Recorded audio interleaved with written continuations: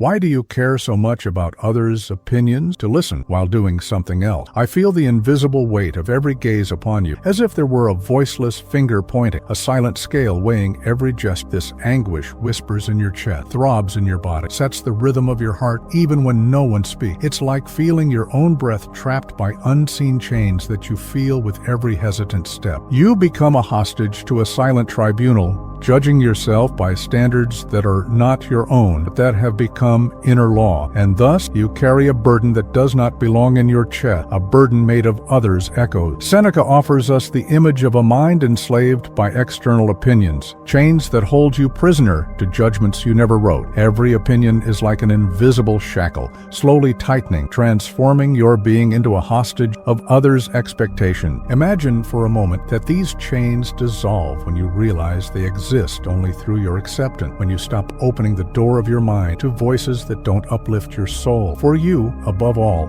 are the guardian of your own inner world. Epictetus whispers across centuries, it is not things in themselves that disturb us, but the opinions we have about them. This power of others' opinions comes alive only when you let them into your heart. You feed them with every worry, every second glance, every what if that echoes in your mind. And it is at this point that the key lies, recognizing that without your internal permission, no external opinion finds a home. Therefore, ask yourself, how much of your time and energy have you invested in giving voice to judgments that do not truly reflect who you are? To what extent do you live for yourself or for the collective murmur of gazes? Amidst so many voices, do you still recognize the timbre of your own truth? Allow yourself to feel the silence after the last external word. Listen to the beat of your heart in full freedom. Rediscover your own rhythm. After all, liberation begins when you interrupt the transmission of a thought that does not belong to you and return gently inward into your own being. 1. The silent wound of constant approval. Emptiness settles like a knot in your chest every time silence replaces a sign of acceptance. You reach out to the mirror of social media, to that small icon that can light up your day or plunge you into shadows, and you wait.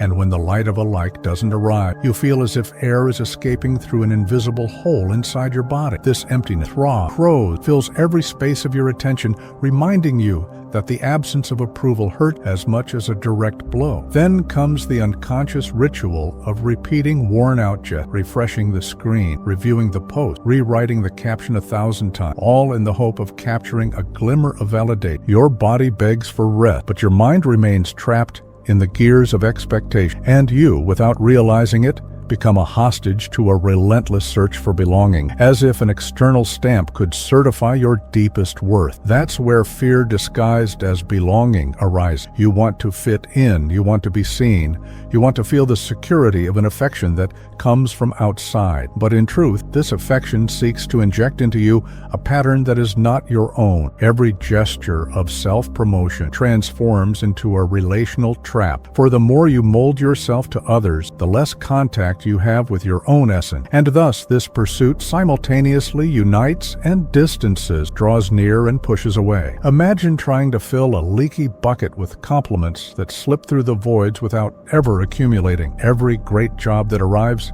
is a temporary patch on a structure that falls apart again the next instant. You seek to applaud your own worth from the reflection of others' claps, but that sound is never enough to mend the internal cracks. With every new leak, you feel the urgency for more and more praise, trapped in a cycle where recognition itself ceases to be internal. And then the silent wound deepens when this ritual of seeking approval becomes automatic, waking up and first remembering comments, sleeping, thinking about the numbers that were missing. The adult soul behaves like a child who only sleeps when they receive the other's seal. And in this compressed solitude, you realize the absurdity of depending on the echo of external voices to affirm your presence in the world. But there is a moment of clarity when this pain is no longer just a cold wind blowing in the dark. It's when you identify that this hole was dug by no one but yourself. By surrendering the power of your joy to collective judgment, recognizing that every automatic gesture of seeking approval is an invitation to look inward again. And thus, for the first time, pain begins to become a guide, revealing the door that leads back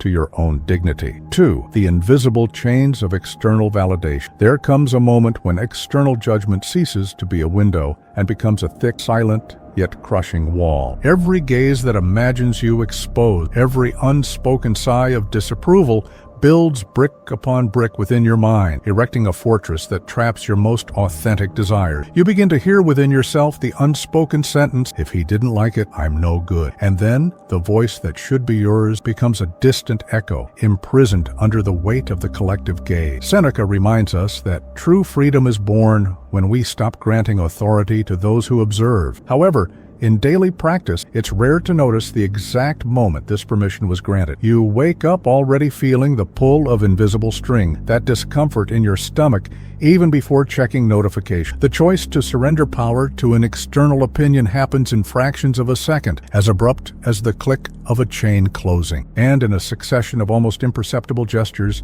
you transform every potential criticism into an internal law, regulating every step for fear of displeasing. The effect is devastating. Constant vigilance without truth. You rehearse smiles, rehearse words, rehearse silences, all in an effort to conform to a standard that shifts with the tide of impression. And when the tide recedes, it exposes the soft sand of your insecurity. Every external approval becomes a safe you try to open, but whose keys are forged by expectations you don't always know. The risk of not meeting those expectations creates a magnetic field of anxiety, a gravitational pull that draws you back to the center of what is accepted, what is praised, what is validated. However, this same current carries the fragment of light that reveals your trap. By observing yourself acting to please, you identify the exact point where your will bends before others will. This recognition often comes as a shock, the faint heat of indignation that burns when you realize you've sacrificed a piece of yourself in exchange for a gesture of approval. It is then that Stoicism raises its torch, showing that what traps us are not external circumstance, but the way we choose to react to them. Unbeknownst to yourself, you can fall down the path of emotional self-sabotage. With every lost note of external approval, every silence after seeking a gesture of esteem, you convince yourself that you have failed yourself, and in an almost ritualistic cycle, you seek a new attempt at reconquest, as if trying to rescue your own fragmented image from the reflection in another's eye. This cycle corrodes dignity, undermining the confidence that you can exist whole beyond the lights and shadows projected by those who observe. But there is, in these dark encounters, a thin thread of choice. With every impulse to yield to the currents of external validation, the opportunity arises to realize that the only vote that truly matters is the one you cast for yourself. Without an explicit order, without the feeling of duty or obligation, just the inner silence that questions who decides the value that defines me, and in deep doubt lies the crack through which freedom begins to shine. From this glimmer, it becomes possible to feel the gentle lightness of a world where the weight of the external gaze loses its power. Every decision once again springs from the fertile ground of your own conviction. And thus, step by step, you walk out of the wall built by others' opinions, rediscovering the breadth of the inner space where your truth resides. 3.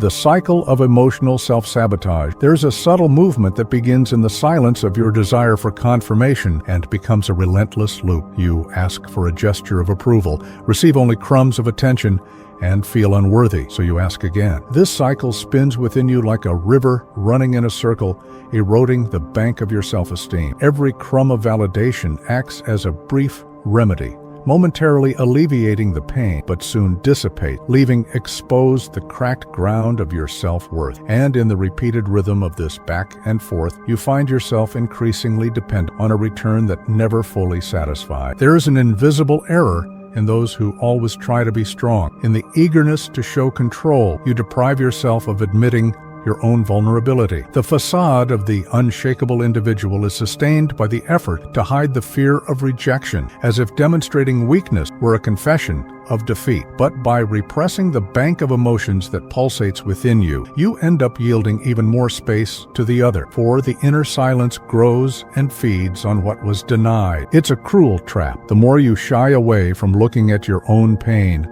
the more it finds openings to grow and dictate your movement. It's like dancing on a tiny stage, lit by spotlights that never turn off. Your heart races, your hands sweat, and every step seems choreographed to please an invisible audience. You feel the pressure to play a role you didn't write, and when you fail, frustration echoes like a loud drum inside your chest. This compulsive dance of self-sabotage not only consumes your strength, but also steals your freedom to choose new steps, to improvise, to feel the music without fear of judgment. How many times have you allowed yourself to forget who you are just to be seen? With every gesture of relentless pursuit of approval, you move a little further away from yourself. And in this misalignment, an emptiness is born, traversed by doubt. Do I exist beyond the echo of others' voices? However, it is in this very cycle that the invitation to break the wheel hides. By observing your own condition with compassion, you discover that the first gesture of genuine strength is to pay attention to your own heart. Self-awareness casts a new light on the painful dynamic, and in encountering your fragility, you find the starting point to build a freedom that does not depend on external applause. 4. The inner rupture. When others' mirror break, there comes an instant when the mask you wear daily not only falls, but shatters into millions of sharp fragments. Emotional exhaustion settles like a dense fog that prevents air from reaching your lung. You realize you can no longer sustain the smile because every muscle in your face is tired of portraying a self that doesn't exist. It is in this silence of broken strings that the fissure appears. The collective mirror breaks and reveals the emptiness left behind. There was a woman who, in a second without a like, felt her feet give way. That brief moment of absence exposed how much her mood depended on an external signal. She stopped talking about follower count, began to feel her own pulse beating in her chest, and for the first time heard an inner voice asking for attention. This moment of disharmony was the snap that suggested a return to her own heart, an invitation to directly face what she had previously avoided. When the external world falls silent, whether by the quietness of a notification-free environment or by the simple gaze that doesn't reach you, what remains is the inner echo, the pure sound of your breathing. This echo can be frightening, as it brings forth thoughts that were buried by the rush for approval. Yet in it lies the door to self-awareness. The emptiness reveals what needs to be filled from within, not from outside. In this moment of fissure, Stoicism offers a gentle beacon. It points out that although the pain of the break is intense, it opens the way to rediscover one's own dignity. The shadow cast by the obligation to conform disappears, and the only voice that deserves attention is the one born from your center. It is there, in the serenity of the exposed heart, that the connection to your original truth is rekindled, the one that should never have been sacrificed in exchange for another's reflection. 5. The reunion with stoic dignity. There's a faint light that emerges when you realize your virtue doesn't depend on external applause. This dignity, according to the Stoic, is like a lighthouse erected amidst a turbulent sea, integral and firm even when the waters rage. You feel your heart quiet, as if each beat returned to its natural rhythm, free from external pulses imposed by others' voice. It is in this lightness that you perceive the deepest value springs from inner cultivation, not from reflections that shatter at the slightest breath of wind. In the body, breathing deepens. Each inhale brings the invitation to anchor yourself in the present. Each exhale releases a tension held within us for so long. Emotional neuroscience shows that this simple act reduces the amygdala, the part of the brain that triggers insecurity alarm, allowing the prefrontal cortex to function with clarity and self-compassion. Thus, upon feeling the urge to check what others think of you, your body already signals, here and now, there is something more valuable than any light. This reunion also occurs in the silence of choices. When the urge to adjust your voice to the collective tone arises, something within you recognizes that's not my melody, and without fanfare, you listen to the original song pulsating in your chest, soft but irrefutable. It's like erecting a personal lighthouse amidst the fog of expectations, emitting a light that doesn't need to be seen to fulfill its purpose, to illuminate your path. In daily practice, this means rediscovering small gestures of self-love without the weight of obligation, savoring coffee in the company of your own thought, writing a sentence that only makes sense to you, keeping your gaze fixed on the horizon without seeking confirmation. Every act becomes a reminder that true approval lies in the need to honor your own heart, and not in the count of voices echoing around you. And at the peak of this journey, you realize that self-control is not coldness, but care for your own heart. Rigidity gives way to a compassionate embrace of yourself. Discipline emerges as a form of inner respect, not punishment. In this place of restored integrity, you discover the gentle freedom of existing beyond change, rising with the certainty that no external gaze can steal the dignity of what lives silently within you, rebuilding your inner compass. Seneca reminds us that no wind favors him who has no destined port. These words echo in the restored silence of your heart, revealing that without an internally defined north, any breeze of external approval can divert your course. By taking the reins of your own mind, you set your path without depending on the shifting currents of others' opinion. Every thought gains the weight of a lit sail within you, guiding steps that have purpose, not just resistant chance or judgment. Marcus Aurelius whispers that you have power over your mind,